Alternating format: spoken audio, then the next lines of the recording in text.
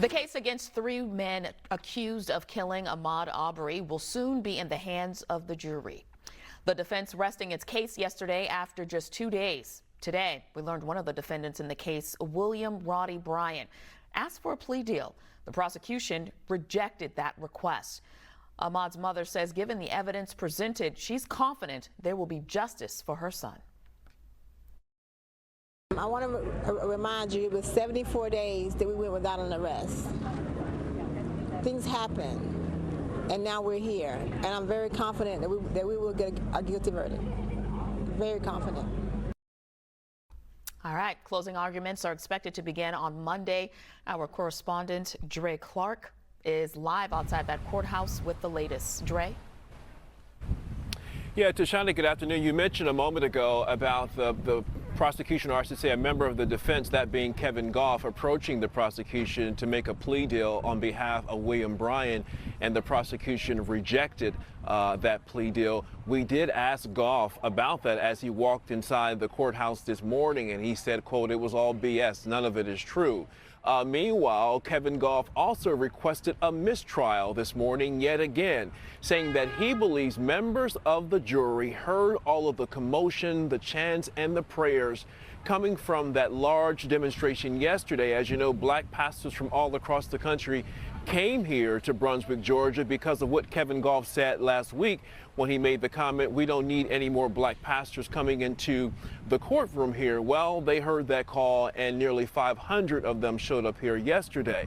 Gough made the claim that he believes the jurors heard all of that commotion, and the other defense attorneys also expressed a concern. So the judge said he would speak with members of the jury to see if they were negatively influenced, and ultimately he decided to go ahead and deny the defense's motion for a mistrial. And so we move forward. Right now, they are still inside the courthouse discussing the charging document, if you will. After that's complete, they will recess until Monday morning. They will do their closing arguments. The jury will receive their instructions and begin their deliberations. Tashanea. Dray, I got to tell you, since that video emerged of Ahmaud Arbery being shot and killed, I personally cannot look at a jogger the same way. My mind automatically goes there, and I know you run often. I heard about you running in Minneapolis while you were covering the George Floyd murder trial out there. Have you been able to run in this community since you've been covering this trial? Because you've been there for weeks. Yeah, no, I made it a point not to. Because quite frankly, I do think about what happened to Ahmaud Arbery and the fact that he was killed based on an assumption because, you know, Gregory McMichael said he saw this man running down the street quickly.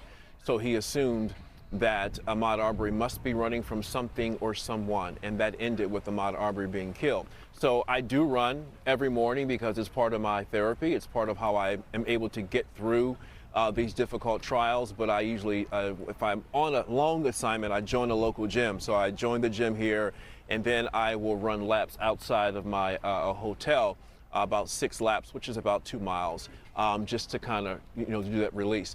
But there's no way in the world that you would catch me running here in Brunswick, Georgia, in a neighborhood I know nothing about. And quite frankly, the people here have been beautiful. They've been delightful and kind, but nope, I'm just not willing to do it, to do it because I think about Ahmaud Arbery and what happened to him. And I'm just not willing to take that risk. And I think my friends and family would really be upset if they knew I was doing the same thing. Yeah, and we learned during testimony that Ahmaud's course was less than 2 miles, which was why he was running through that community. It was a circle.